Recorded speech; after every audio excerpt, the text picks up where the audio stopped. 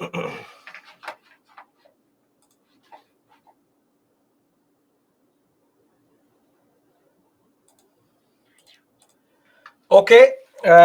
welcome back.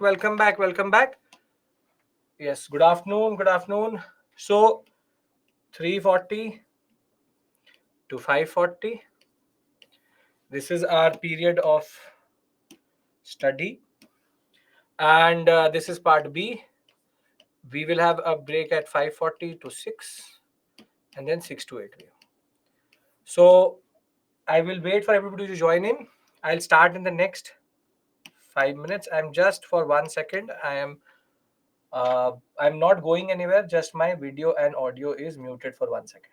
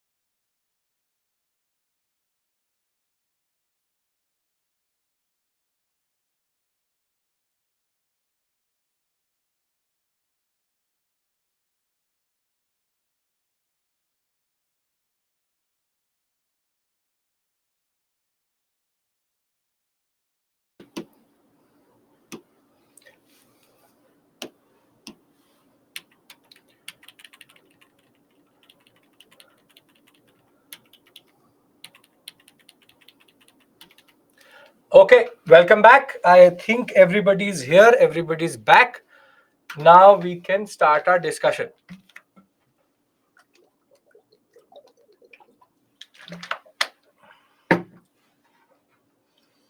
I hope you had a good lunch. Now, the most important section of Buddhism. Right.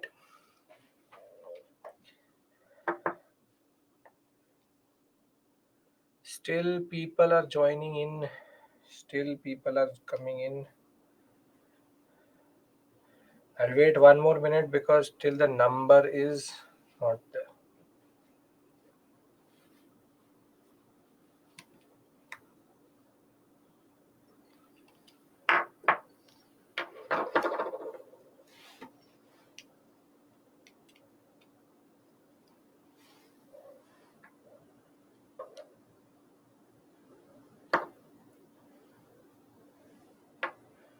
Okay, welcome back. Welcome back.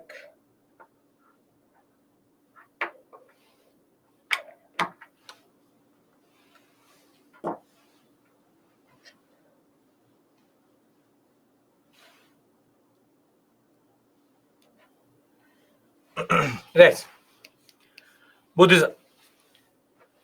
So what we've discussed till this point is three ratnas. We discussed the concept of what we call as the Atriya Sachais, which is the Four Noble Truths. And we also now understand the Ashtanga Marg. Now there are certain set of terms which you will see across the paper in different contexts, and you should know them without any very doubt in that regard. And I will show you a question also which came in the examination by the end of this class, and you will realize the importance of these terms. So this is a very, very, very important slide for you within Buddhism, and you have to pay attention to this. First is the Arya Sachais, the Atriya Sachais, which is Four Noble Truths. This is something which should not be a problem because we already discussed this. Dukh, suffering, again something you don't have to learn. Samudaya is a word which we used already in the Atriya Sachai, so cause. Ashtanga Marg. Anybody has any issue in the first four? Whoever has joined us right now, anybody has any issue in the first four terms we've discussed? Come on. Any issues here?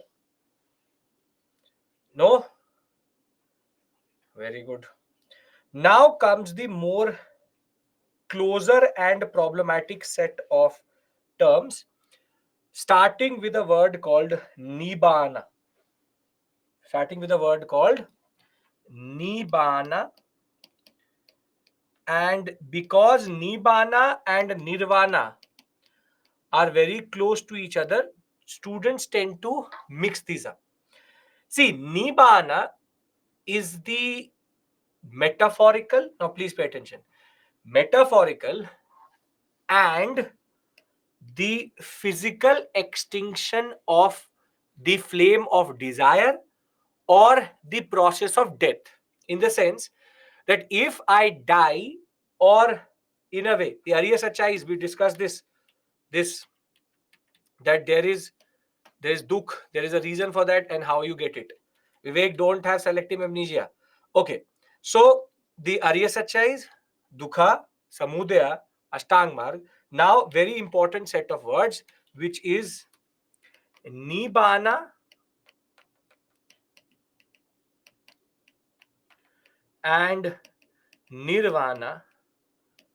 Nibbana is basically the flame of desire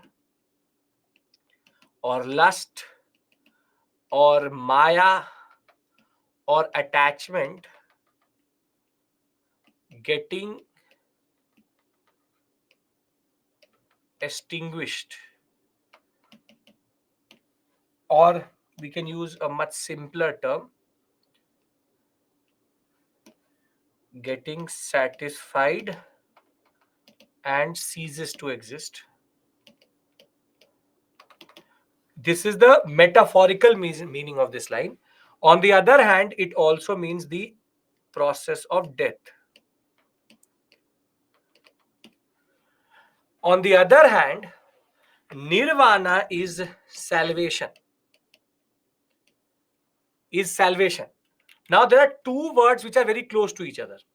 See, nibbana, vimokha, vimuti all mean blowing out. Blowing out, or the concept of very simply taking away desire itself. Then there's a word called parinibbana. Parinibbana is the process of Buddha dying. Parinibbana is the process of Buddha dying.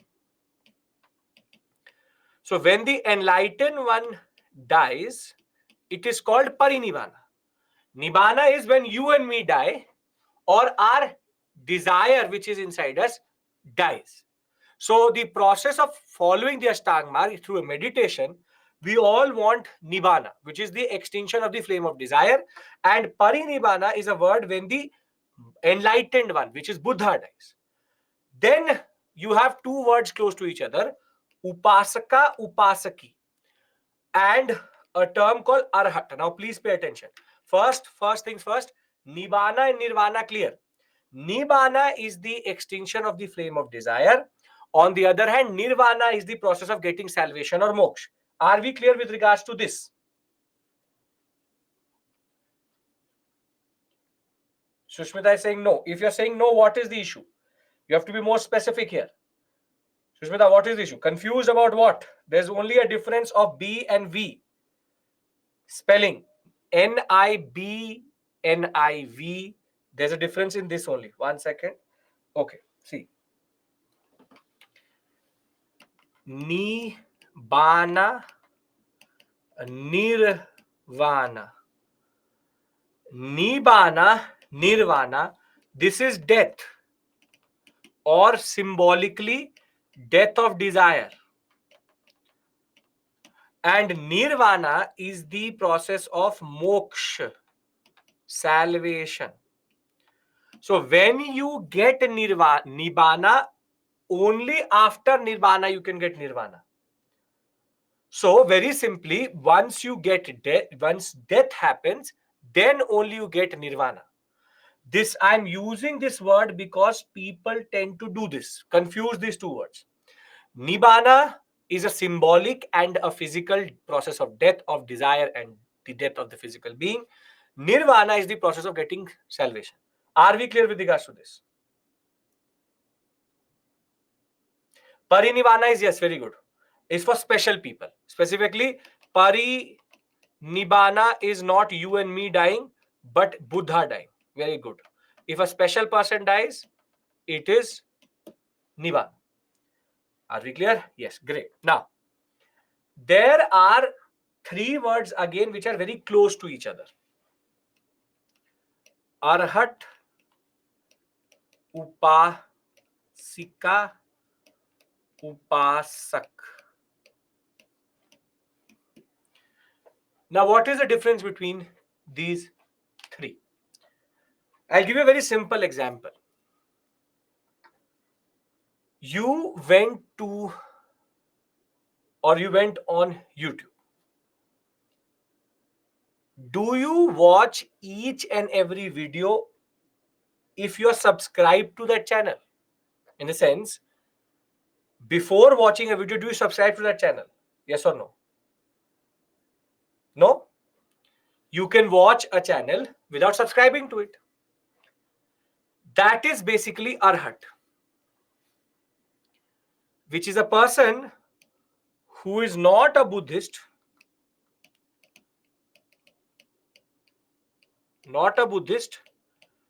but knows the eightfold path. Basically, today all of us became Arhat because we know Buddhist philosophy also, we know the Ashtanga Marg also, but we are not Buddhists. Now, if you watch some certain content without subscribing to it, you are an Arhat. But once you subscribe to it, you become an Upasika or Upasak, female follower or a male follower. It's a very simple, straightforward concept. Upasak, male follower. Upasika, female follower. Arhat, instances of lay person becoming a follower without joining the Sangha by simply hearing the doctrine. So we all have become Arhats today, but we are not Upasak or Upasika. The only term which is left is a term called Pravajya. Pravajya means when you leave the house to become a Buddhist or Buddhist monk, it is called Pravajya. So let me give you a summary of these terms. Nibbana, Nirvana, परिनिबाना अर्हट उपासक और उपासिका and pravajya.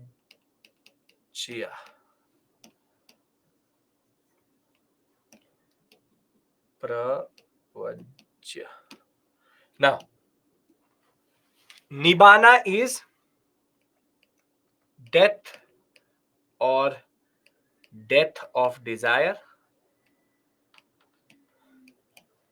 Moksha, salvation. Parinibbana is death of Buddha.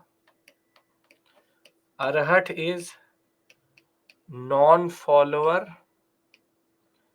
knows Buddhist philosophy.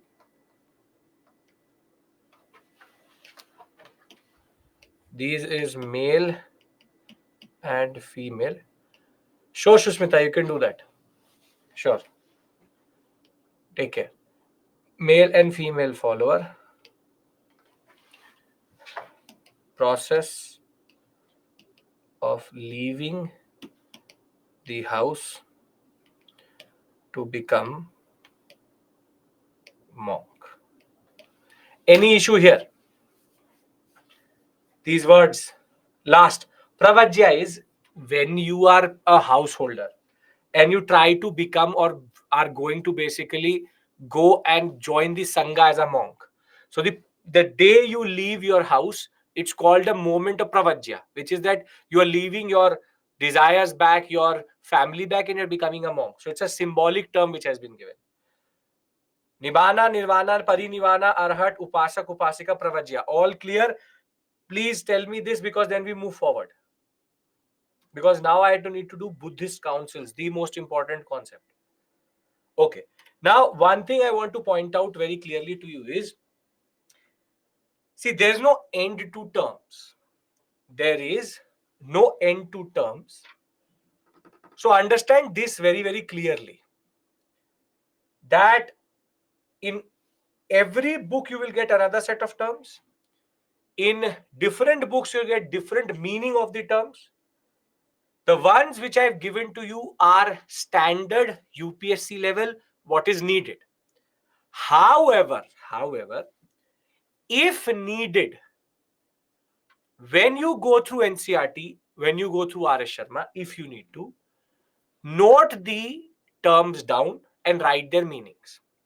But you need to know where to stop because Buddhism has close to 10 to 15,000 terms.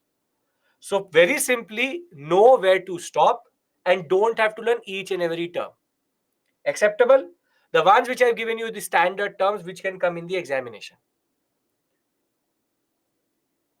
Okay. Now, we've discussed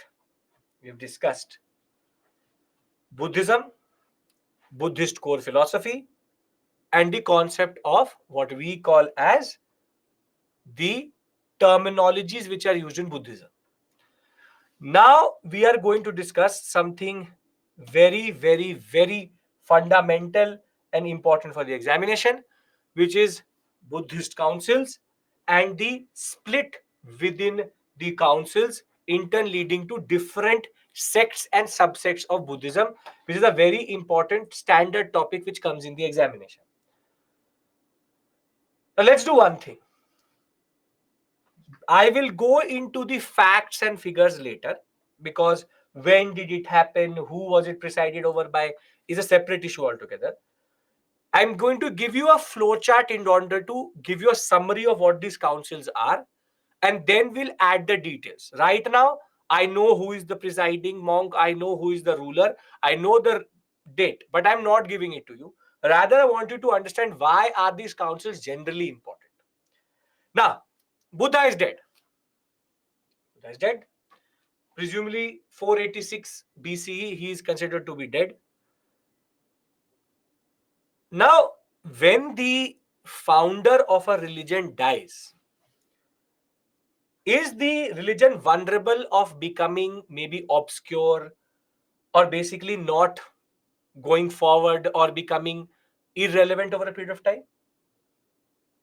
Yes, because the person who is the one, when Buddha is alive, everybody wants to meet Buddha, but now Buddha is dead. Difference between enlightened death and normal death. Dinesh, when Buddha dies, he's Buddha. He's the enlightened one.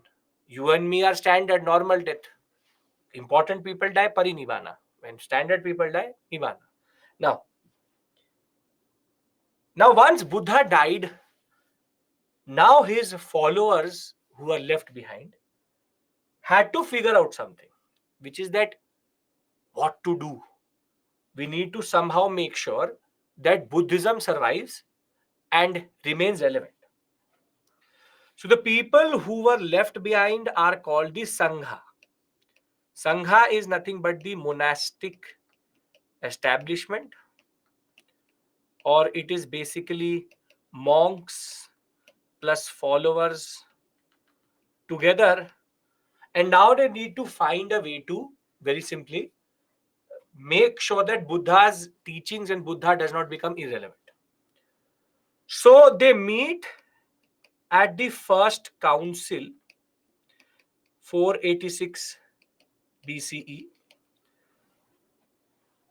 and the agenda of the first council is, which is the Sangha meeting at the first council, is we need to do two things. First, we need to institutionalize our religion, and we also need to note down what Buddha said. So, at the first Buddhist council, two texts are produced. Two texts are produced. One is called Sutta. The other one is called Vinay. Vinay Pitaka and Sutta Pitaka. Pitaka basically is a Prakrit term for book. Just to confirm the spelling to you, because when you will see it here, you will find it better. Pitaka, Pitaka, Pitaka. Pitaka basically simply means you can Pitika, Pitaka, Pitaka. This means book.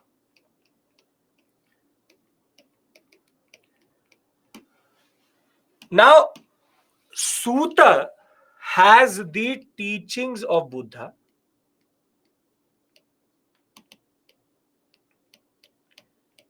written down. This is in Prakrit, but you also have Pali versions of it. Pali and Prakrit versions both are available, but mostly Prakrit was used. Sanskrit was avoided because it was the language of Vedic Brahmanism. So the teachings of Buddha were written down. So basically, Dhamma was written down. What did Buddha say? And Vinay is very, very important because this had the rules and regulations on how to live and be a monk. So basically, at the first Buddhist council, the Sangha has produced two very important texts, which are called Sutta and Vinaya. First has the teachings of Buddha written down so that people don't forget, and which is mostly basically what he said, and Vinay, which is basically the rules and regulations of the monastic establishment. Think of it like this, that basically this is like the rules and regulations of the Sangha.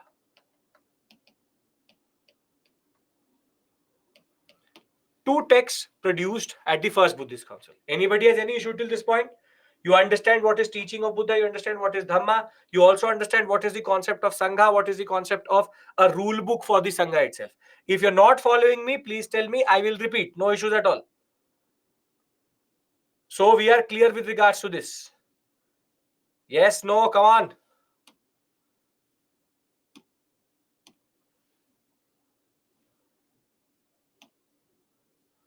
Okay. Repeat, sir. If you're asking me repeat, what aspect you want me to repeat so that I will emphasize on that. Sangha, Buddha is dead. Sangha now needs to make sure that Buddhism survives. In order for it to survive, there needs to be more institutionalization. For it to get more institutionalized, very simply, you need to meet and basically write everything down. First Buddhist council will meet in 486 BCE and therefore write two texts called Vinay Pitaka and the Sutta Pitaka. One is the teaching of Buddha's written down, and the other one is the rule book for the religion itself, in a way, which is basically based on rules and regulation for monks and the rules and regulation for the monastic establishment. Are we clear with regards to this? What are the rules that they need to follow? I don't care, Hardeep, what are the rules they need to follow. But basically, how do you become a monk? What do you need to do every day? What do you not need to do every day? What are the things you need to stay away from? How does the monastic establishment work? Doesn't really matter to us what are the rules. We have nothing to do with Vinay Pitak. But it is the rules and regulations, the way monks have to live and basically follow Buddhism. Pali version meaning that there is in certain areas we found the Prakrit version of this text, certain ways we found Pali version. Are we clear? Vivek, Dinesh, Hardeep. It's a book for do's and don'ts. Sure, why not? Yes, okay. Now the first Buddhist council has met. And 100 years go by.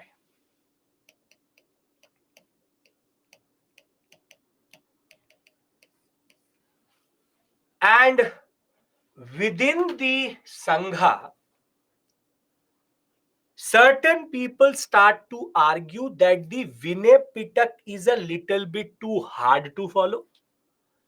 And there's a certain faction which says, no, Vinay Pitak, all perfect, no issues. Why are we saying that it is hard to follow? We think that it's not hard to follow. So one faction in these 100 years, two factions develop. One says that Vinay Pitaka is hard to follow.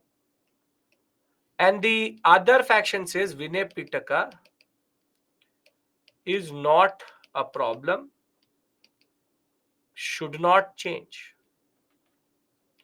Should not change. Standard. I give you a rule book. Some of you will say it is hard to follow. Some of you will say not hard to follow. So what happens is that over this issue in 386 BCE, the second Buddhist council happens.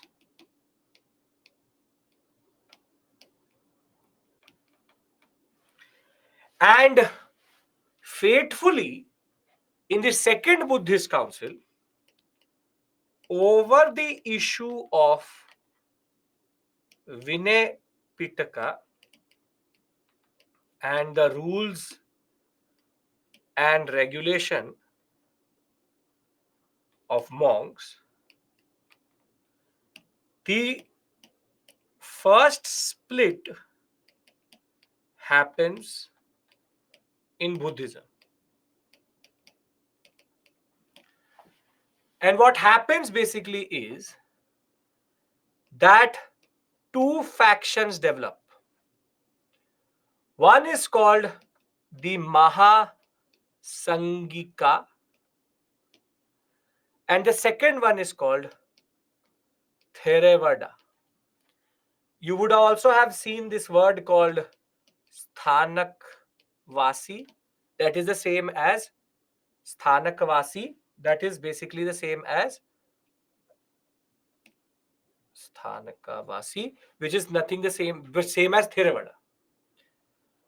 The Mahasangika,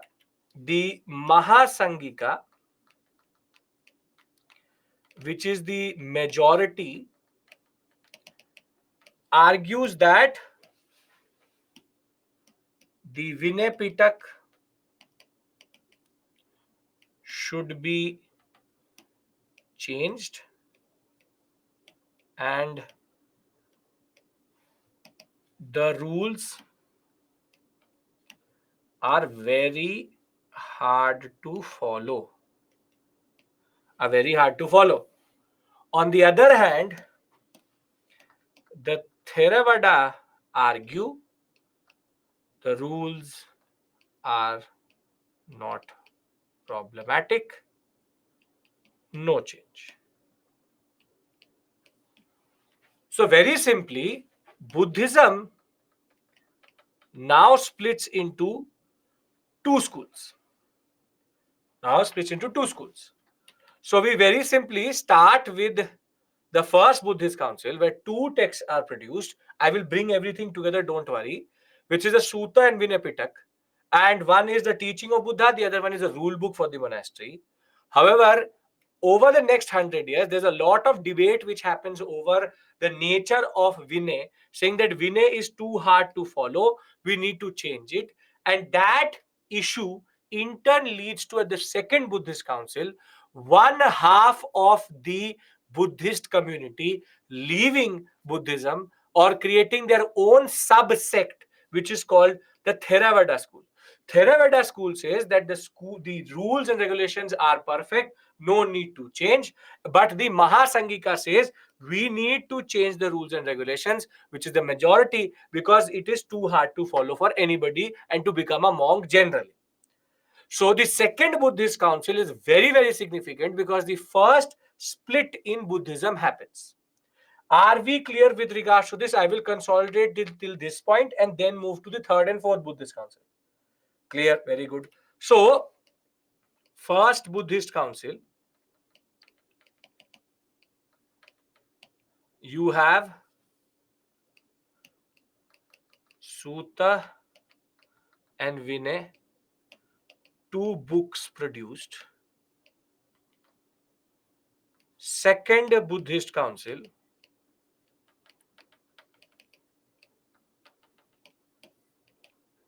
leads to a split in Buddhism, which is Mahasangika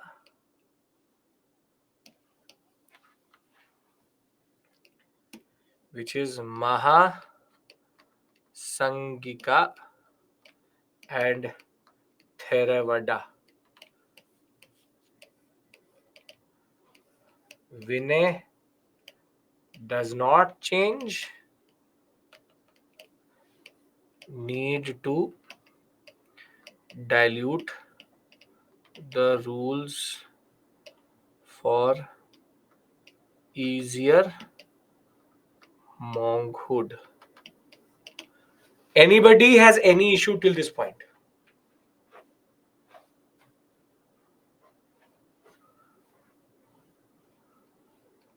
Anybody has any issue here? Everything is clear. Okay. Now,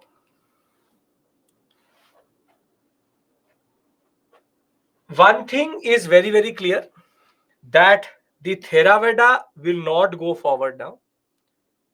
And it is the Mahasangika which goes forward as a major group. And the Theravada becomes the oldest school of Buddhism to exist today,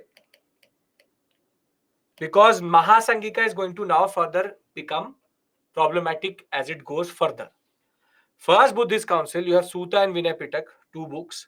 Second Buddhist council, over the issue of the Vinaya Pitak, which is the rule book, they get divided into Theravada and Mahasangika.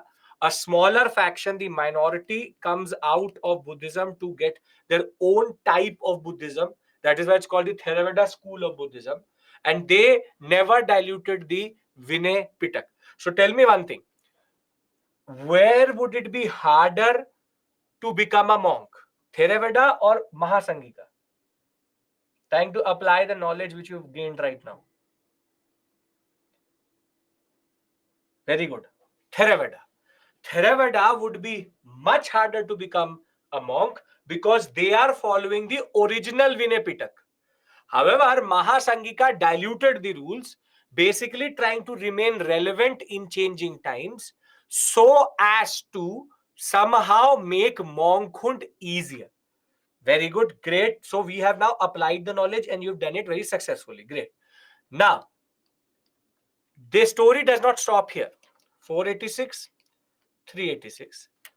Now, in 250 BCE, under the most celebrated of all Buddhist rulers, which is Ashoka, as I will tell you, the Mahasangika again meets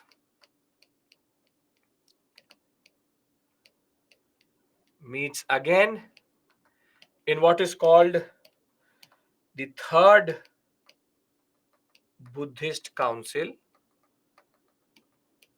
and here they will produce the third book of Buddhist religion, which is called the Abhidhamma Pitaka. This is nothing but the interpretation of Buddha's saying, which is nothing but what the philosophy is. Because what Buddha said, multiple people were multiply understanding it. So now what they said was, what Buddha meant in the Sutta Pitak, this is the meaning of it, and that was given in Abhidhamma Pitak. By writing the Abhidhamma Pitak,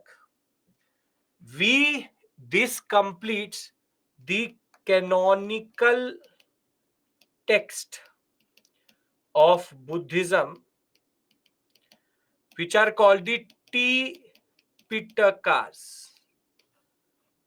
3 books called the Sutta, Vinay, and Abhidhamma. What is a canonical text? I'll tell you what, very simply. What is the canonical text of Islam? What is the canonical text of Islam? Quran. And what is the canonical text of Christianity? Bible. Same way, the canonical text of Buddhism is Tipitakas. Very simply, a canonical text is, the word canonical is used for a text which lays down the basic rules and regulations of that religion. How that religion is going to work is put down by a canonical text. So very simply, Tipitakas, Sutta, Vinaya, Abhidhamma are the 3 together called the Tipitakas, are the canonical text of the Buddhist religion. That is completed in the Third Buddhist Council. Third Buddhist Council. So Third Buddhist Council, very significant again, because the last major text is written down. Now, between 250 BCE as first century CE, a very important text comes. How is Sutta different from Abhidhamma? Abhijit, good question. See, how do I put it? You have, if you are from engineering background, are you from engineering background? Abhijit, engineering? No. Which background is, I'll give it in that context. What is your background? BSc, MSc, BTech? Economics. Very good. Okay. So, Sutta is microeconomics and Abhidhamma is macroeconomics. In the sense, Sutta gives you the rules and regulations. Demand is going to be like this, supply is going to be like this, that. However, the Macroeconomics, how it actually works, is given by Abhidhamma. In the sense, formulas are in the Sutta Pitaka, how to apply them is in the Abhidhamma. What Buddha said, do not indulge in desire. Now, this can be interpreted in multiple ways. So, in Abhidhamma, it is said, desire means no greed, no money, no this, no that. It's basically, Sutta is the core ideology. Abhidhamma is the interpretation of that ideology. Getting my point? Abhijit, makes sense? Did this make sense to everyone? How one is theoretical knowledge and the other is application. In Rig Veda, basically, in the Vedic tradition, Rig Veda is basically the Sutta. And the Atharva Veda is like the Abhidhamma. Rig Veda gives you the shloks. Atharva, specifically the what you call the Upanishads, give you the interpretation of those shloks. So I think everybody is on board, understand everything in that regard. Interpretation of the Sutta, very good. Okay. Now, 250 BC to 1st century CE, there's a lot of internal churn which is happening within Mahasangika. And there are two types of questions which develop. So within the Sangha, there's a question which develops. And the question is Buddha a teacher or is Buddha a god or God himself? Should we worship him? Should we worship idols of Buddha?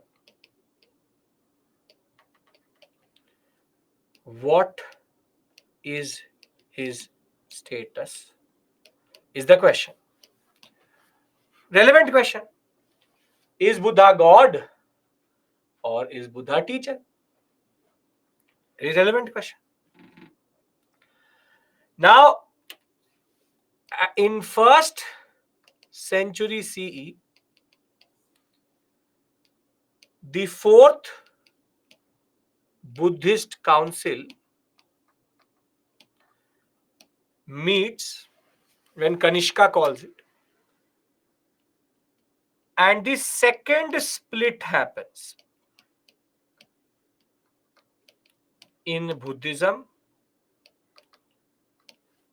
and that split is between Hinayanic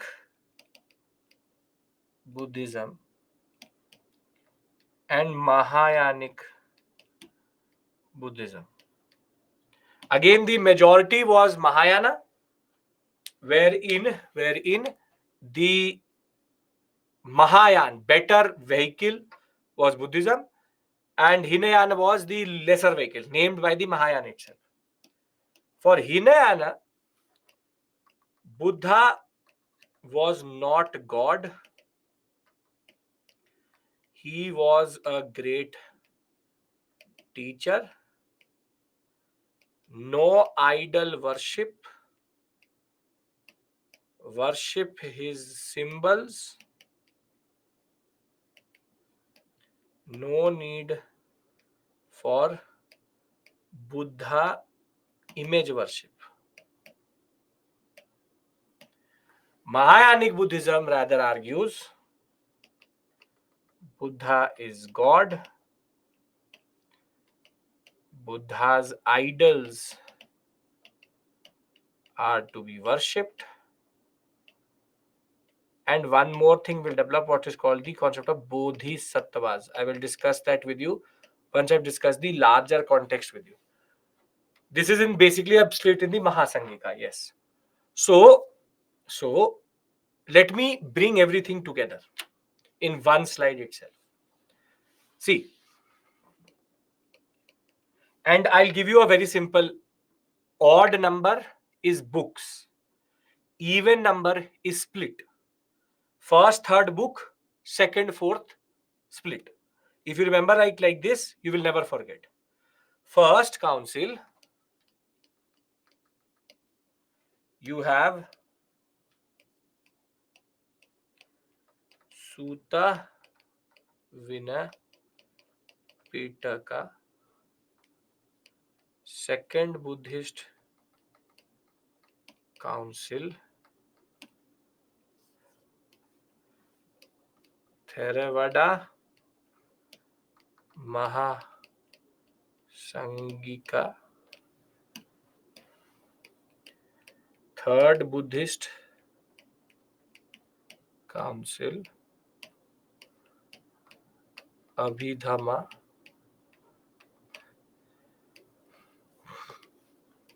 Fourth Buddhist council,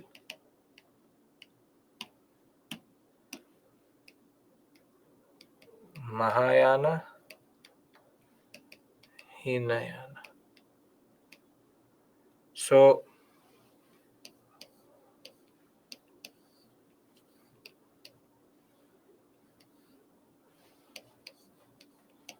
(486, 386, 250), first century. So the first split is here.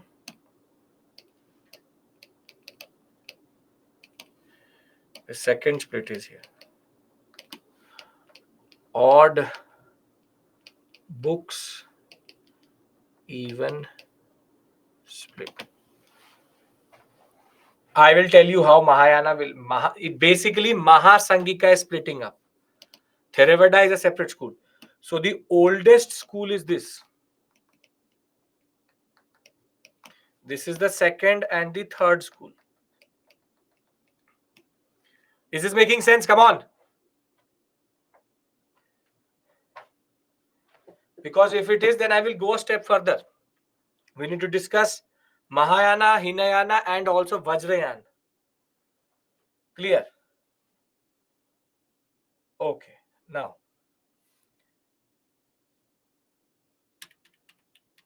let's add the details here.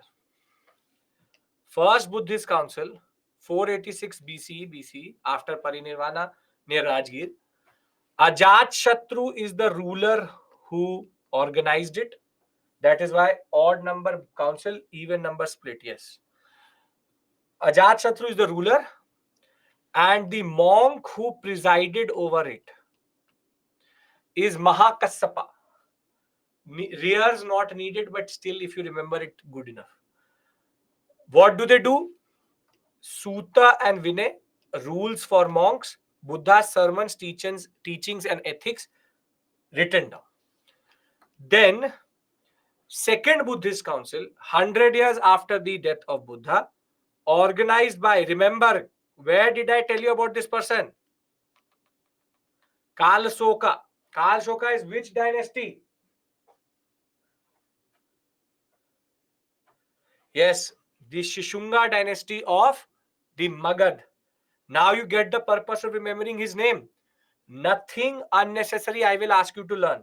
The purpose of remembering his name is because he is the ruler who organized the second Buddhist council in 386 BCE.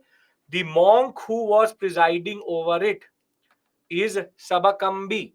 Sabakambi is the one who actually presided over it, and in turn, there was a difference in opinion over monastic discipline, split into two other, the Theravadin or Theravada and the unorthodox Mahasangika, which is the member of the great community.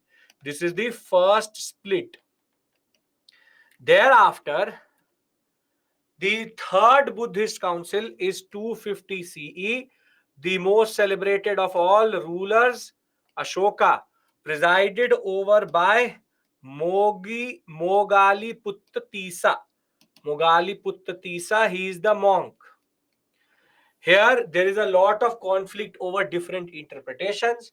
Therefore, the Abhidhamma Pitaka is written down, and now Ashoka will send missions to Sri Lanka, to Karnataka, to Kashmir, to Burma and Afghanistan to spread Buddhism. Then, under Kanishka in Kundalwana in Kashmir under Kanishka with 2 people presiding, which meant that the split was obviously going to happen. Vasumitra and Ashwaghosha. The next major split happens, which is the second split, which is the fact that you have Mahayanic and Hinayanic Buddhism developing. Mahayanic and Hinayanic Buddhism, which is a second split, because then I will discuss Mahayana and Hinayana in much more detail if we are clear with regards to this concept, which is this whole slide. If it is clear, if somebody asks you what happened in the first, second, third Buddhist council and fourth Buddhist council, will you be able to identify where Theravada comes through, where does Mahasangika come through, where does Hinayana and Mahayana come through? Are we in a position to do this? Yes or no? Fourth was presided over by Vasumitra and Ashwaghosha both.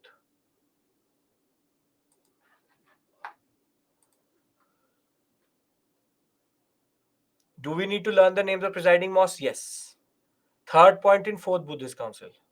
Third point in fourth Buddhist council. Compilation of all discussions and copper plate inscriptions. Settlement of differences. This I'm coming to. The 18 sects, which I'm coming to that. Coming to that. Mahakasyapa is the monk. That is the name of a monk. Okay. We all are clear with regards to the purpose, what happened in the first, second, and third Buddhist council. We are clear about that? Okay. Now, Theravada is there in Sri Lanka, even in parts of India, in Southeast Asia, quite a lot. Now, understand this. Generally, Mahasangika split into Mahayana and Hinayana. And later from Mahayana will come out Vajrayana. I will tell you what is the difference between the three, but I will also add to it Theravada. Basically, there are 4 schools of Buddhism. So let's try to differentiate them. Theravada is the most ancient branch of Buddhism today. Sri Lanka and subsequently in parts of Southeast Asia, it did spread through.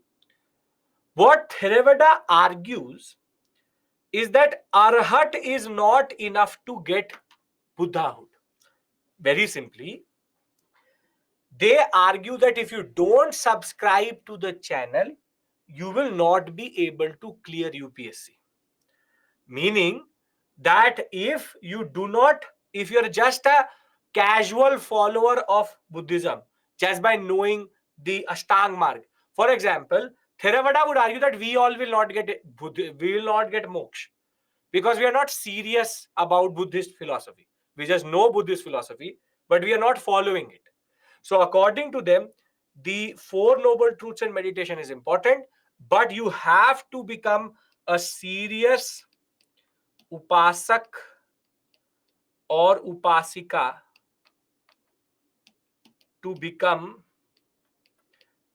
or to get, rather, to not become, to get moksha. Right? Okay. Now, Theravada,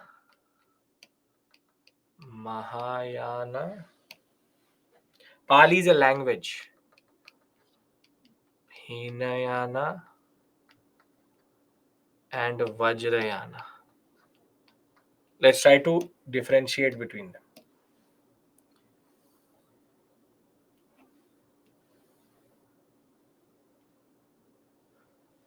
Yeah, they stressed in a way on joining the Sangha, and that's a good way of saying it. Okay.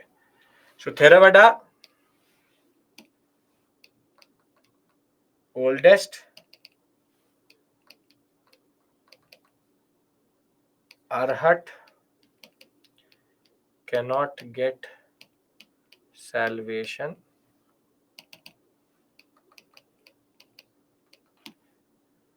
created at second council. Vinay Pitak was not problematic.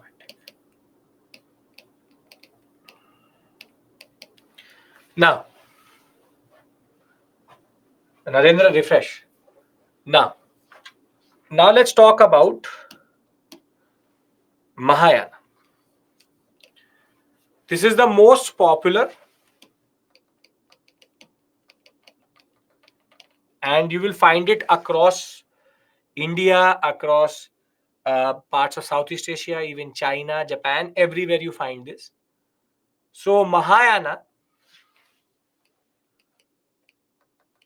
Buddha is God, idol worship, the best way to get salvation is through meditation and worshipping Buddha. And now comes the concept of and bodhisattvas. Now to discuss what is sattvas. Bodhisattvas are important part of Mahayana. Now, what is a bodhisattva? Please understand this. We all are clear till this point. No issues? We're clear about all of this? Come on. No issues. Great. So, now we need to understand. The concept of bodhisattva.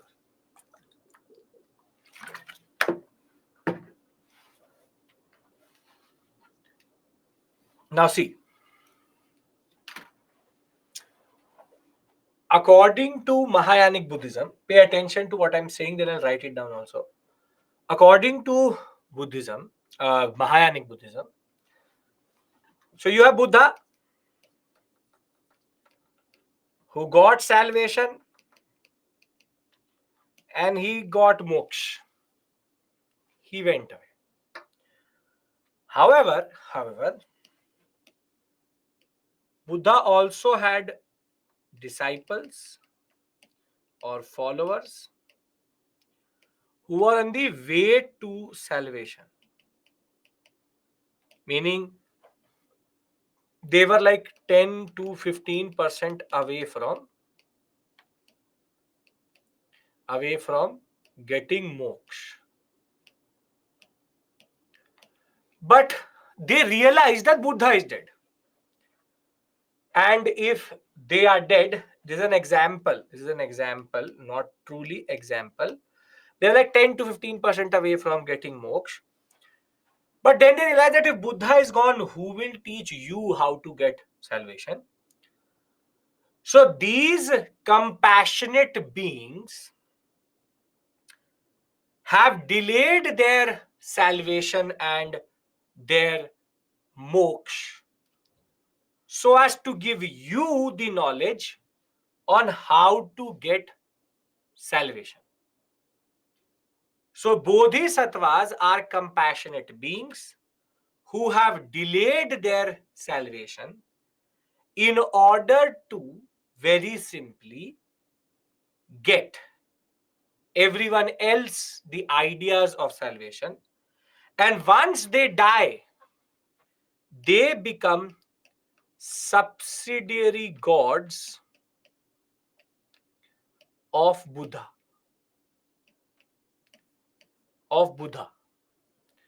Very simply, in Mahayanic Buddhism, there's a concept that you have Buddha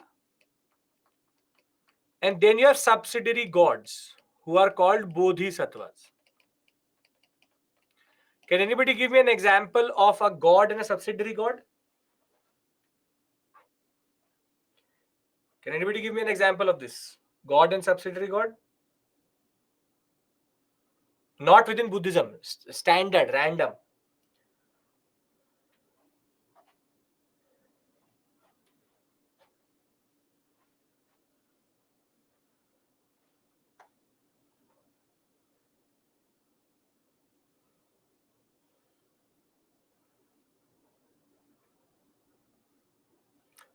Good. Shiva, Nandi.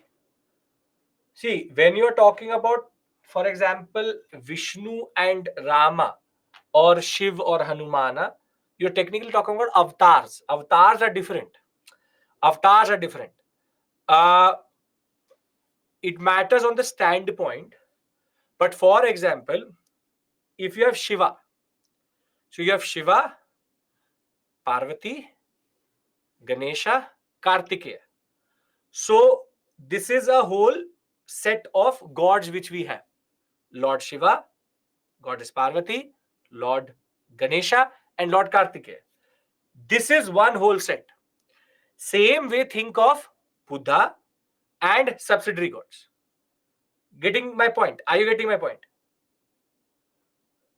If you, for example, are a Marvel fan, then think of it like Nick Fury and the Avengers around them.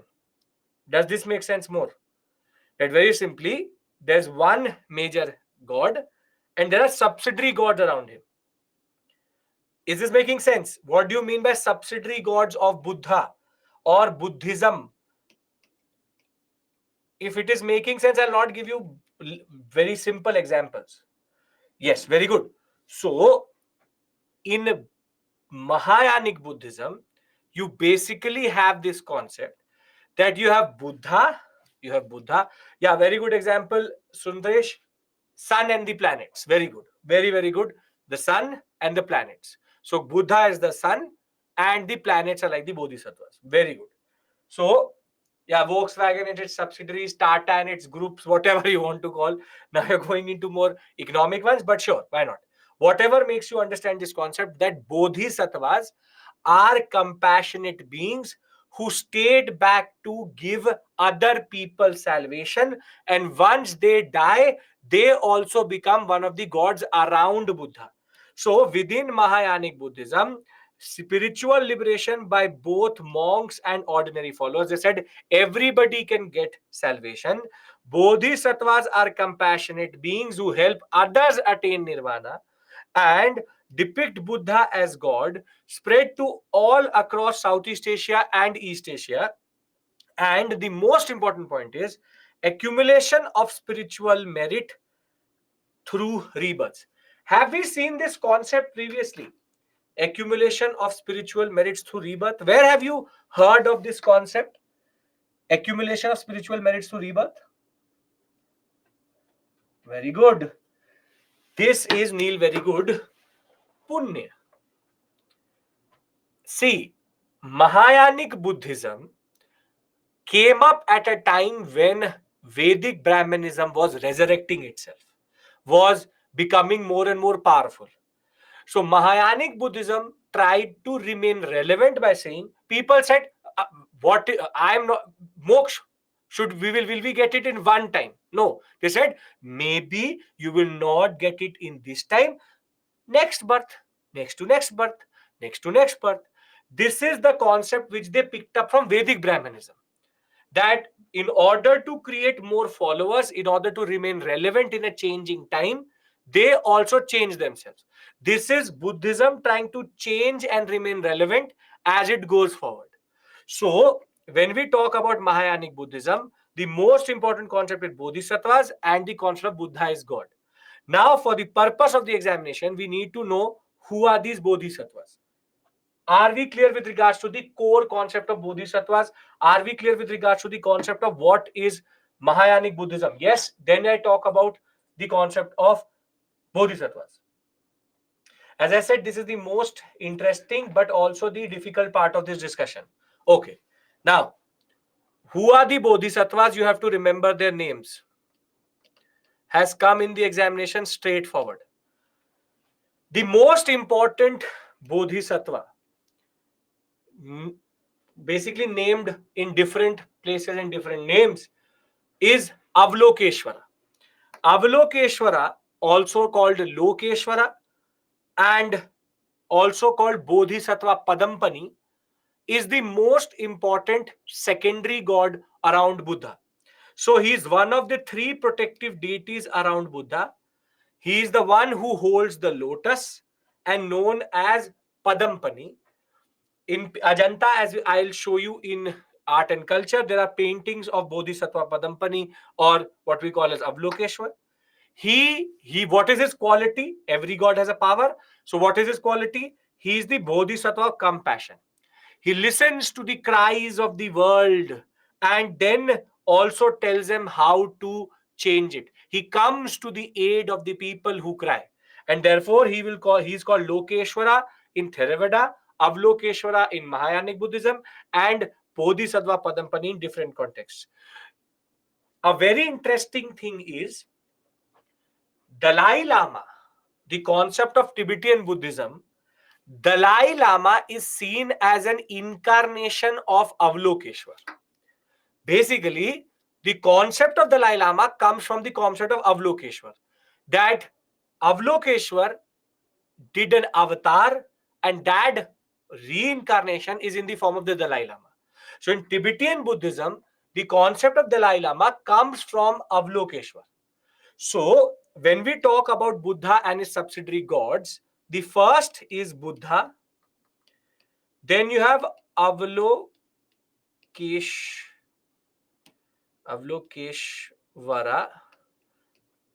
Avalokeshwar is the god of aid and listens to sorrows of the world, and also called Lokeshwara and Bodhisattva Padampani.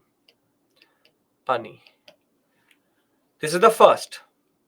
Second is called Vajrapani.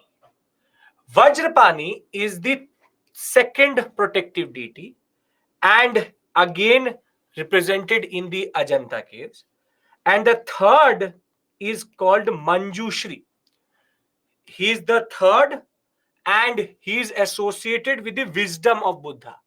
And he is the male Bodhisattva yielding a sword in his hand. So very simply, you have three protective deities around Buddha. You have Manjushri,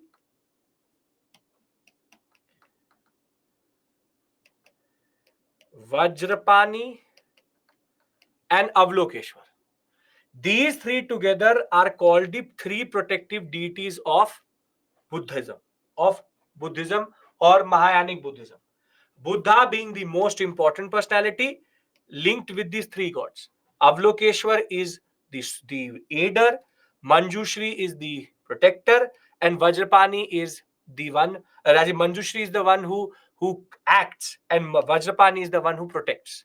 So you see, you have Avalokeshwar, the Bodhisattva of compassion. We can write compassion here. This is wisdom. And you have Vajrapani and Manjushri. Manjushri is wisdom, rather. Manjushri is wisdom.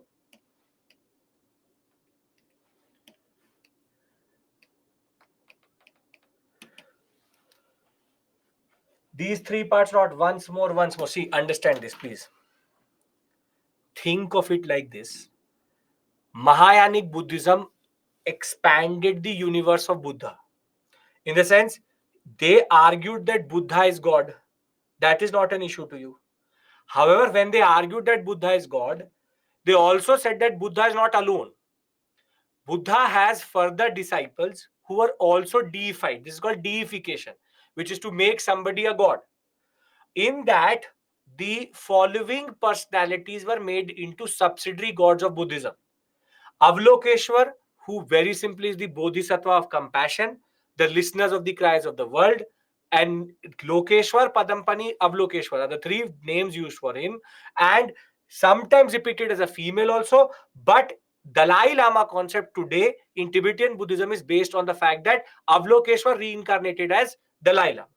On the other hand, there are further two more subsidiary deities linked to it, which is Vajrapani and Manjushri.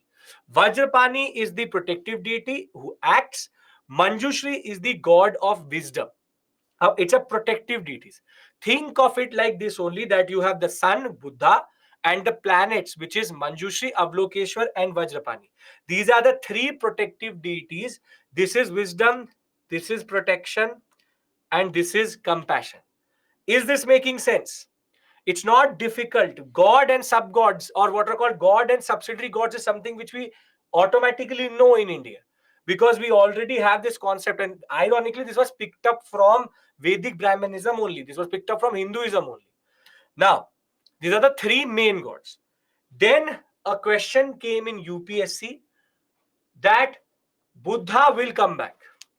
And when Buddha will come back, he will incarnate himself as a bodhisattva, and that name was Maitreyi. Maitreyi is the future Buddha, which will appear on earth in the future, achieve complete enlightenment again, and will teach Dharma or Dhamma again. Laughing Buddha is seen within the Chinese and the Southeast Asian concept as an incarnation of Maitreyi.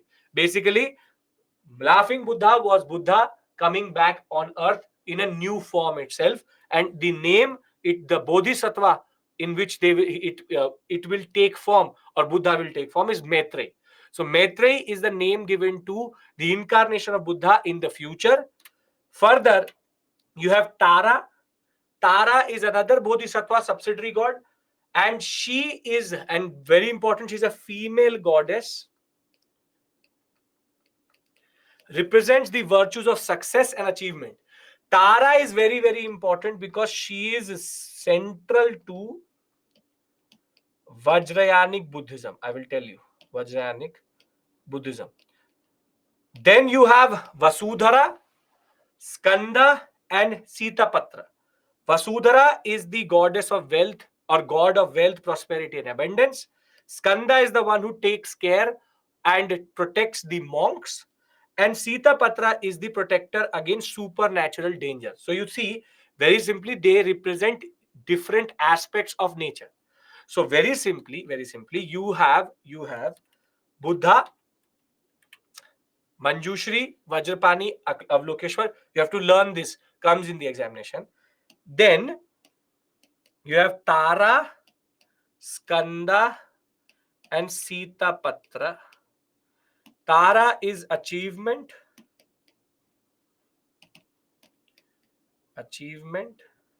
Skanda is protector of monks. And Sitapatra is protection from supernatural. Then you have Maitreyi, which is future Buddha. And that's it. Vasudhara is wealth and prosperity and abundance. So Vasudhara,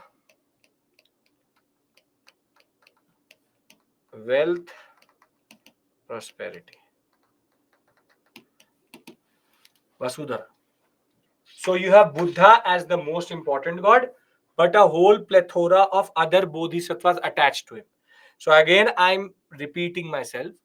Mahayanic Buddhism is a little bit complicated because it does not remain within itself. Buddha, because there's a resurgence of Vedic Brahmanism. Mahayanic Buddhism came through when Sanskrit was becoming more and more important. Sanskrit was coming back. So Mahayanic Buddhism tried to remain relevant. And rather than just worshipping Buddha, it also expanded the concept. All of these were disciples of Buddha who later were given God status. From Vajrapani to Manjushri to Avalokeshwar to Skanda to Sitapatra to Tara to Maitreyi to Vasudhara. Except for Maitreyi, which is a future incarnation, except for this, all of them, 1, 2, 3, 4, 5, 6, 7, these were disciples of Buddha who later stayed back and later got very important position.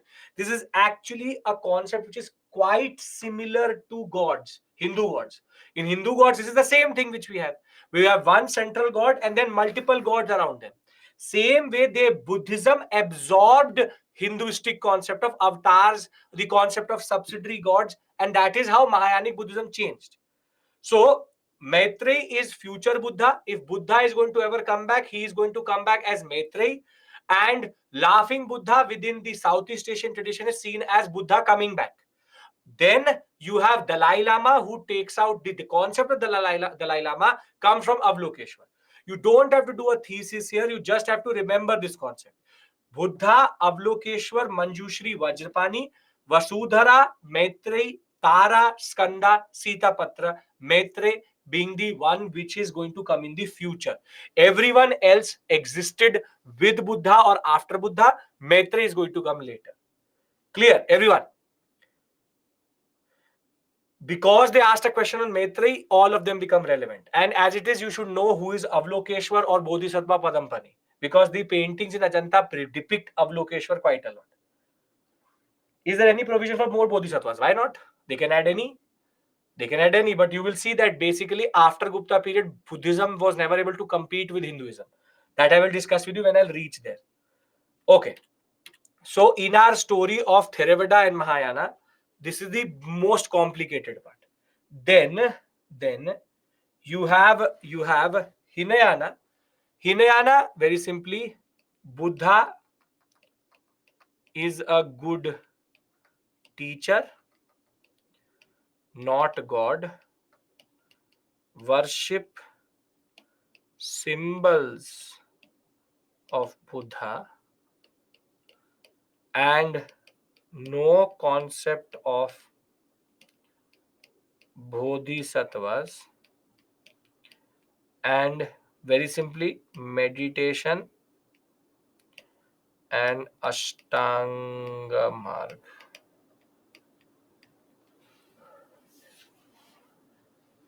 Are we clear with regards to Theravada, Mahayana, Hinayana? Mahayana done, and Hinayana I'll just repeat to you. Lesser vehicle, orthodox faction, meditation.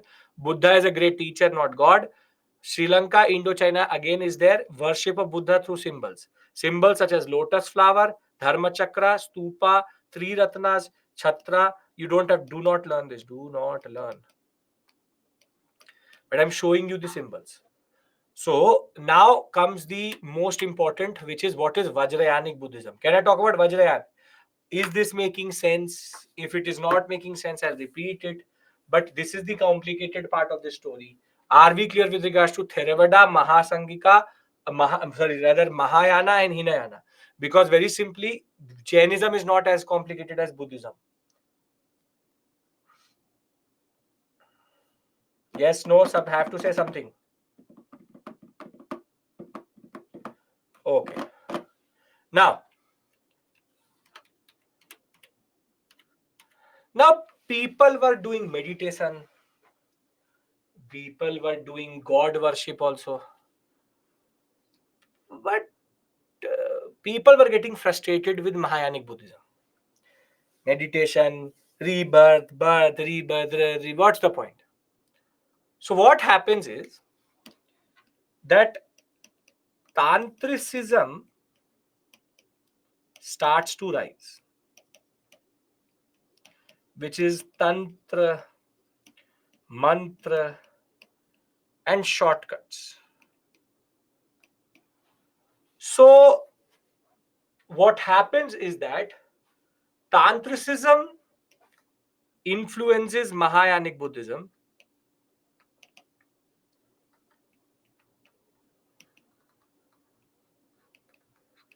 and what we get is Vajrayanic Buddhism, which argues that what meditation and all, tantra mantra karke we will get moksha. It very simply now absorbs. Tara becomes central god and tantra mantra to get salvation. They said, why wait? That is why it's called the Thunderbolt vehicle. Thunderbolt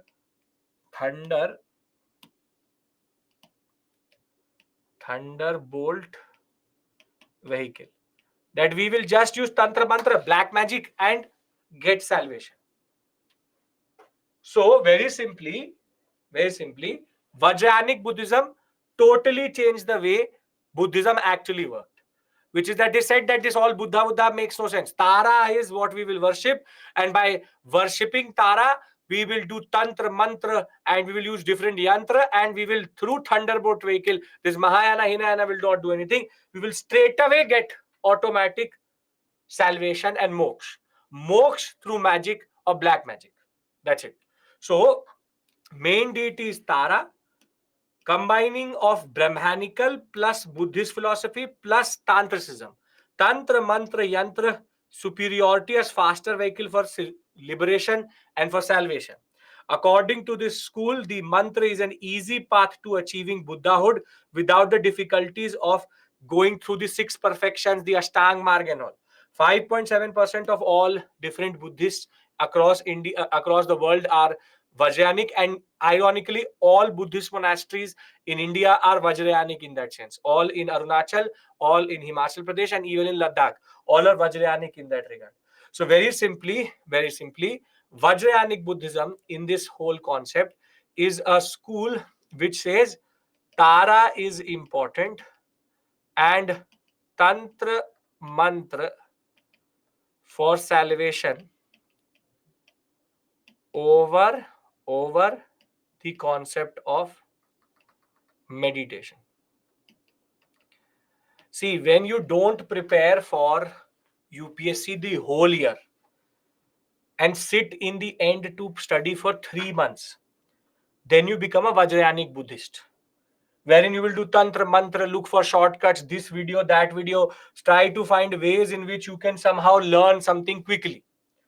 So you will say, what's the point of studying for 1 year? I will clear it in 3 months. Then you will find people who say that it is possible in 3 months. They will so do this tantra, which is leave ancient and medieval.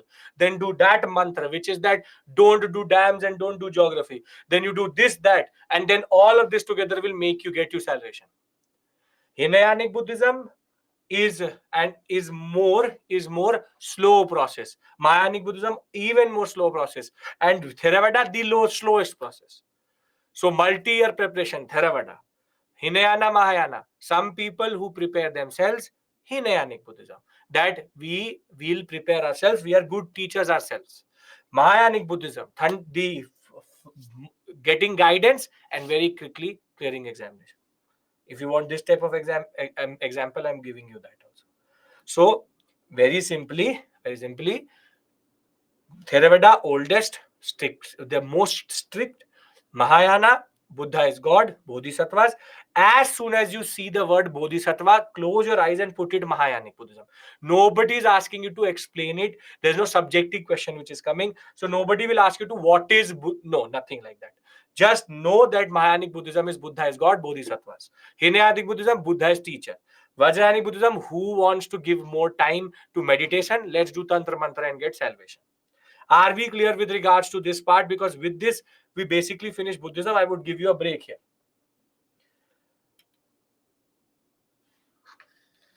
Yes, actually, thank God it doesn't come in mains examination, because then it would become extremely difficult. For a optional candidate, it is the same that way. Okay.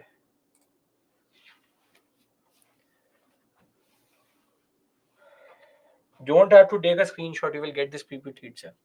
Did Siddhartha before becoming Buddha belong to Hinduism? Sure, why not? You want to undercut Buddhism by saying that? Sure, why not?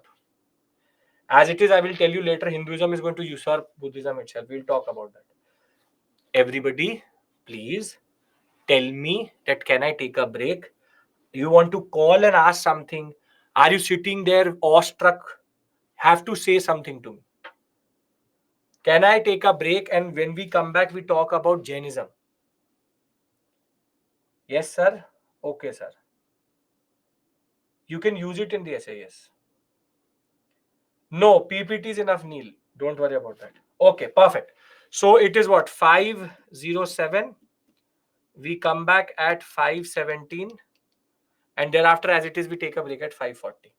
So see you in the next 10 minutes. I can't do Jainism with you right now. You will more or less faint. So I give you time to process all this information. See you at 5:17 or at 5:18.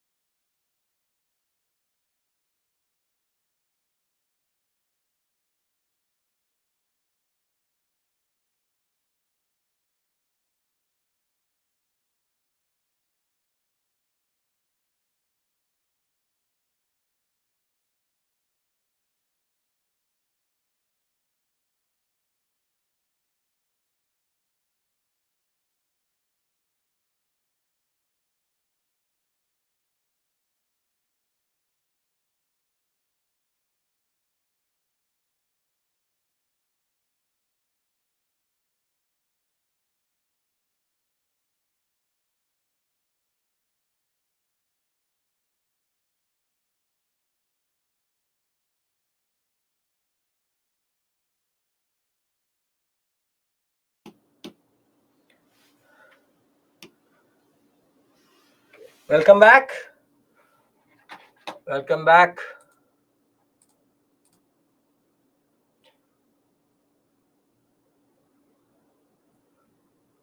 Okay. Can we start again?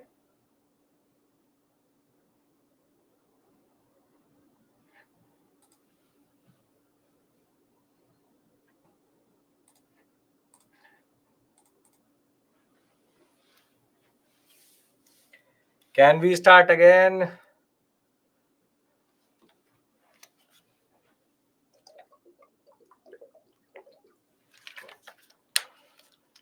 Yes, sir. Very good. Anybody wants to call, ask a question, something you want to ask me generally, anything?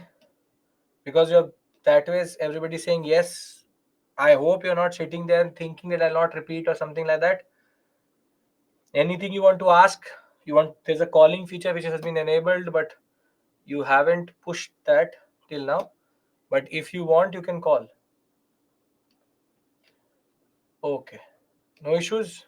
Very good.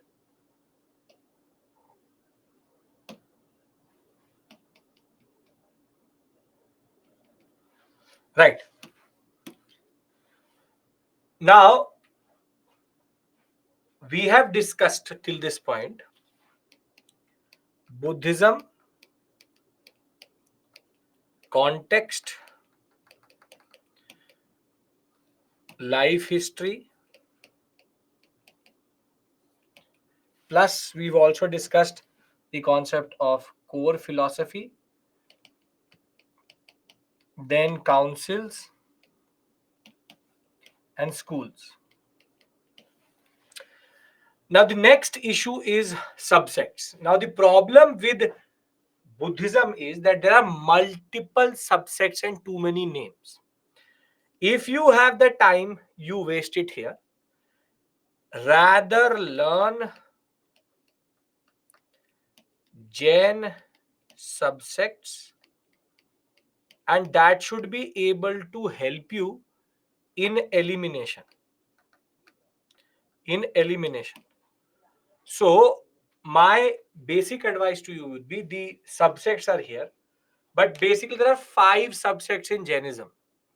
So rather than learning 18 to 20, it's better to learn 5.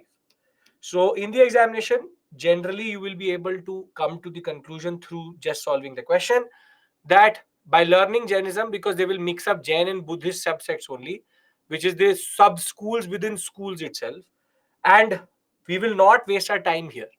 Agreed? Kalyani, refresh. Agreed? Okay.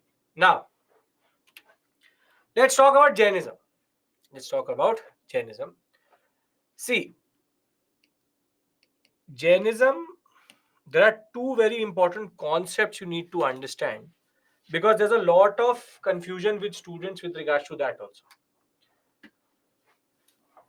There's a difference between who started or formulated Jain philosophy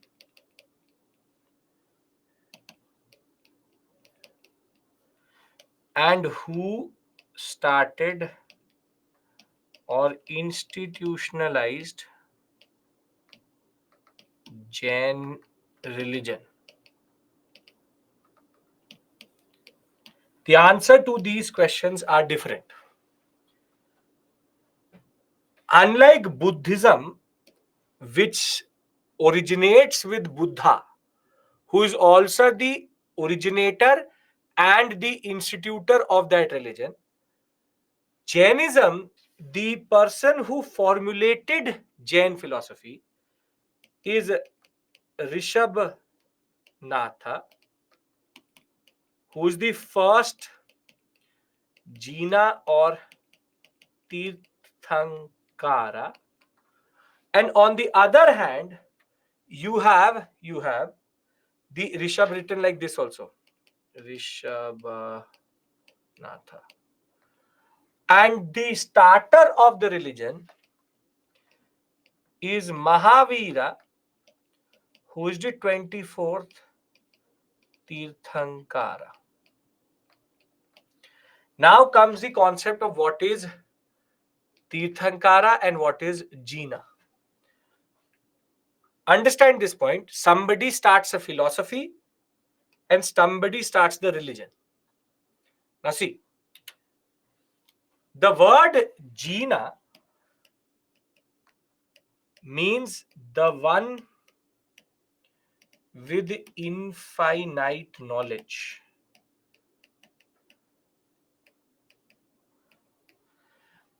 And the people who follow the Jina is a Jain. And second, a word which is alternatively used for Jina is called Tirthankar. Tirthankar, very simply, have the meaning is the one who takes you across the world of sorrow. The one who takes you across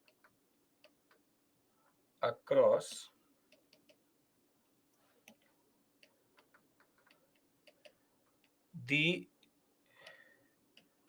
ocean of sorrow. Basically, the exact English word for it is ford builder. And the word ford comes from, ford basically is a geological or geographical, or landscape which links two water bodies or sides of the water body. You would have seen, for example, if there is a river,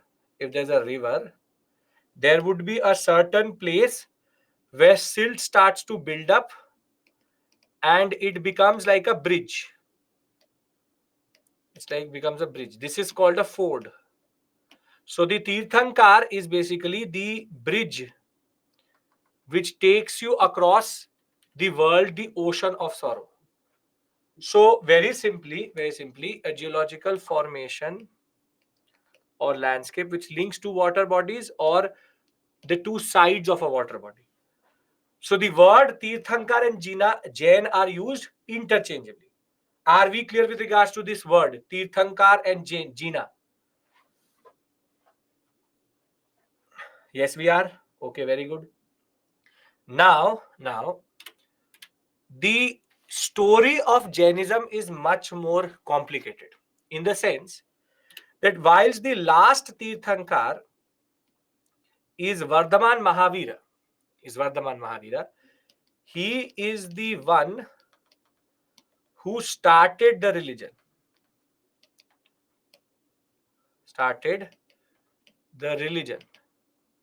However, not the originator of the philosophy. The philosophy rather is based on Rishabhnath, who was the first Tirthankar. Throughout generations, there have been 24 Tirthankars, and the 24th was Vardhaman Mahavir. When the 25th Tirthankar did not come through, so he and his followers instituted and what we call as institutionalized the religion into what we call as Jainism. So this is a very important point you need to understand, that the formulator of Jain philosophy is Rishabhnath. On the other hand, the institutionalized, the who made the religion what it is today is Vardhaman Mahavira. And the problem with the Jain story is only one thing. The historicity, the stories of, or who are these other 23, we have no idea. The other 23 we have no idea about. We may know that maybe Neminath, who's the 22nd one, belonged to Saurashtra region. 23rd, which is Parsavnath, may have belonged to the Banaras region, but we have no real details about them. We just know one thing, that the word Jaina comes out of the follower of Jina, who is the knower of infinite knowledge and teaches how to get moksha. Tirthankara is what we call as an alternative word used for a fort builder who basically helps you cross the ocean of sorrow. There have been 24 Tirthankaras. First was Rishabdeva or Rishabnatha. We do not know the historicity of the other 23. 24th, we have a lot of information about, because Vardhaman Mahabir's what we call as life history was very well documented. They have different symbols for them. I have given you the list of Tirthankars also. Do not learn all. Just learn first, and thereafter Nami, Nemi, Parsavnath, Vardhaman Mahabir. 21st, 22nd, 23rd, and 24th. Just have to learn these 5 names. Nami, Nemi, Parsavnath developers, and Vardhaman Mahavira. In between, we have symbols, we have different concepts, but no life history. This is the problem with Jainism, or that makes our life easier for basically a UPSC aspirant. If all were known, we would have to learn each one of them, but we only know the most about, or whatever we know about is basically Vardhaman Mahavir. That he was born in 540 BCE in a village called Kundagrama near Vaishali. His father was Siddhartha and mother was Trishala. Please, for God's sakes, Siddharth, not Buddha. Different Siddharth. There can be 2 people with the same name. So Siddharth, mother Trishala, married at the life, had a married life. Again, abandons at age of 30. Wanders around for 12 years. 13th year, he gets enlightenment near Muzaffarpur. Next 30 years, he institutionalizes his followers, which were called the Nirgrantha followers or the followers of Mahavira. Kosala, Magad, Champa, Mithila, all areas he was traveling, and he will die of what is called selective, or what we call as euthanasia, which is fasting based euthanasia, Salekhana, at Pava near Rajgir in 468 BC. Basically, Mahavira and what we call as Buddha were contemporaries to each other. They were contemporaries to each other. Now, before I go into doctrine, this is the last thing I do with you. When I come back from the break, I discuss Digambar, Shwetambar, and subsects. And then we talk about Alexander. We go back to political history and Mauryas. I want you to very simply tell me if all of this is making sense to you. First is Buddhism. Anybody has any issue in Buddhism? Any issue in Buddhism? No? Anybody has any issue in Buddhism? No. You know what to learn, what not to learn? No issues. Great. Now, in Jainism, what I've discussed with you is who is the philosophy, who started the philosophy? Rishabnath. Who started the religion?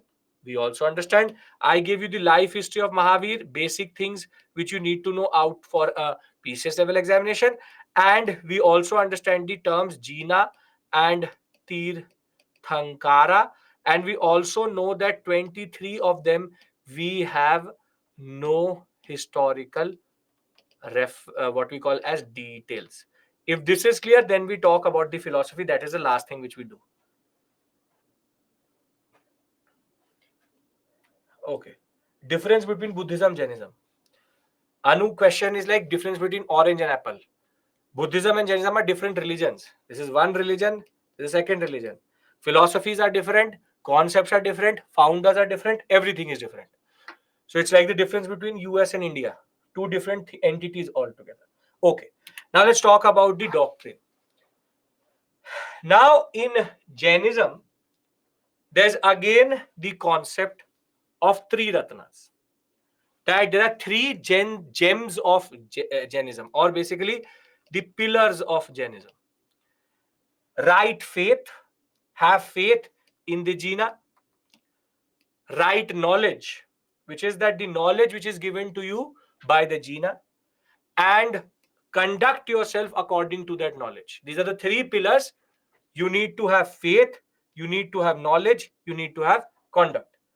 Rishabhnath is the first Tirthankara, or preacher after we, or preachers after him were called also. They were all called, also called Tirthankar. What is the difference between Jina and Tirthankara? Same thing, same different names. That's it. So Jina, first Jina or Tirthankar is Rishabhnath. Everybody else after him, very simply Tirthankars only. So the three pillars is: have faith in the Jina, have faith in the knowledge of the Jina, and conduct yourself according to it. You want to make it KFC, you make it KFC. Okay. Thereafter, the problem with Jainism and why a lot of people did not prescribe to it, or very simply was not very popular with the rulers, is that Jainism is very hard to follow. Jainism is extremely uncompromising about ahimsa, which is non-violence. Its monks have, the monks of Jainism have to follow very strict rules. It is uncompromising about all of its aspect, and it shuns violence like anything. So now tell me, as a Kshatriya, would it be easy for you to follow Jainism from the beginning itself? No, because some form of violence is necessary. So therefore, Jainism is either adopted by people in the end, for example, Chandragupta Maurya, or Buddhism is the one they go with, because Buddhism is flexible. It's not uncompromising, or rather it compromises more on other things. Here, if you have to become a monk, you have to take what are called the Panch Mahavrat. There's 5 vows which you have to take. You have to agree to all of them. Not to injure any living being, ahimsa. Not to utter falsehood. You cannot be a Kshatriya, you cannot be a ruler without talking about different things, either falsehood or truth. Then, not to take what is not given. Do not steal. To lead a celibate life, which is never marry. Non-possession, never to call anything your own.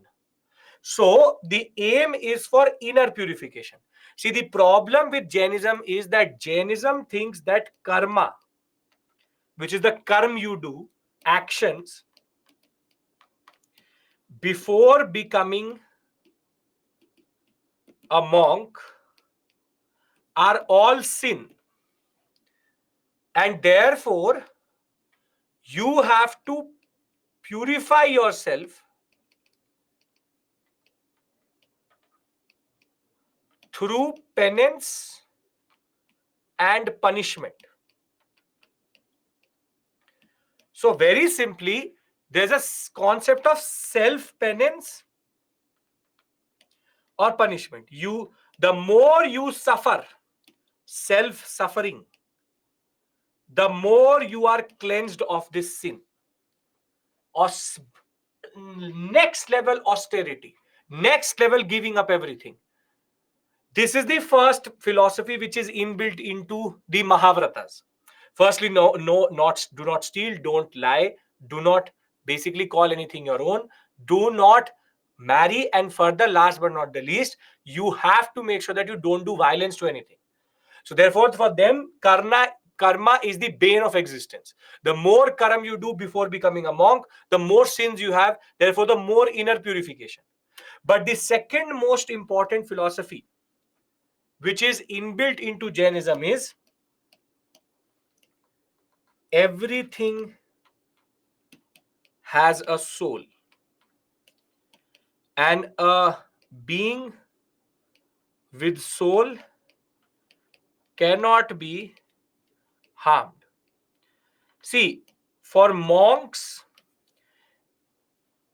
they only they don't wear anything, but they only wear a mupatti, which is masks, before COVID-19 came through, because they believe that microscopic organisms can also be inhaled by them and in a way eaten. So it is a violence on them.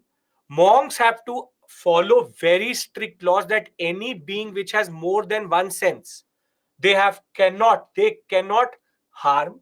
On the other hand, for a follower, that is why Jains are extremely what we call as extreme form of vegetarianism, because for them anything which has more than two senses cannot be actually eaten. So no animal, non-vegetarianism is not followed totally. But for them, for Jains, every particle in this universe has a soul from everything what you see, and therefore a monk, before he sits, he will sweep everything so that he does not sit on any being. And this is the level of ahimsa which they actually follow. So very simply, ahimsa is central to Jainism. Renunciation for laity and for the monk is equally hard. Jain recognizes four types of existence in the universe: God, Deva, Manushya, human; Narki, which is hell beings, which are smaller microorganisms; animal, and plants. Animal and plants are further subdivided into subcategories based on their sense faculty. You have five senses based on sense faculty. The renunciant needs to observe highest level of renunciation and ahimsa towards these different organisms. Lay persons can avoid harming human beings or other beings, but renunciant should refrain from even harming single sense being. Very simply, they are very strict about how they interact with the world. And that is why Jainism is very difficult to follow generally. And that is why it was not very popular with the rulers and even with people. Because, see, for traders, it was very, very good because they just have to trade. They don't have to do violence. They believe in non-violence. They just do trade and gather prosperity. For Jains, it was very, very good. But for Kshatriyas, it is not a good philosophy. That is why it is quite common that Vaishya communities you will find Jains, but not in the Kshatriya community. On the other hand, as I said, Buddhism is much, much more simpler than Jainism. For Jainism, remember, karma is your bane of existence. Whatever you've done as karma is sin. Self-purification, self-penance is very, very important. Over and above that, everything has a soul, and therefore, for a monk, he has to make sure that he does not harm anything which has a soul. Clear, everyone? Come on.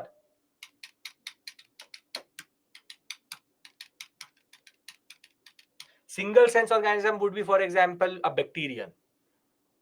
Anything. Process of self-purification: fasting, meditation, not calling anything your own, celibacy, everything. Yes? If this is clear, I come back and talk about Digambar. Can we take a break now? Mopatti means mask. Can we take a break? No, Kunal, no factions teach martial arts in Buddhism. Yes? Four types of existence. Avani, in what context are you saying?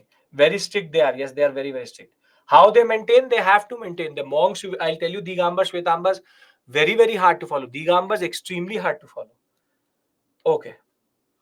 So let's take a break here. When I come back, we talk about Digamba, Shvetamba subsects, and then we go back to political history. This was the most technical in that sense. God, humans, heal. Classification of Avni, don't have to learn the classification of animals. They divide according to senses. One sense, two sense, three sense. We have five senses. So they accordingly divide each and every animal in that sense. Kshatriyas would rather follow Buddhism, yes, and Vaishyas would rather follow Jainism because that suits their understanding. Not calling your own restriction, but it does not mean that it's about fully giving up everything. For a monk, it is like that, not for a follower generally. Why this strictness? Because that is the way Jainism works. That is something specific to that religion itself. Okay, so let's take a break. We'll come back at 6:05 and take our story forward, part C. See you. Take care. I'll see you in the next 20 minutes. Have some tea or coffee.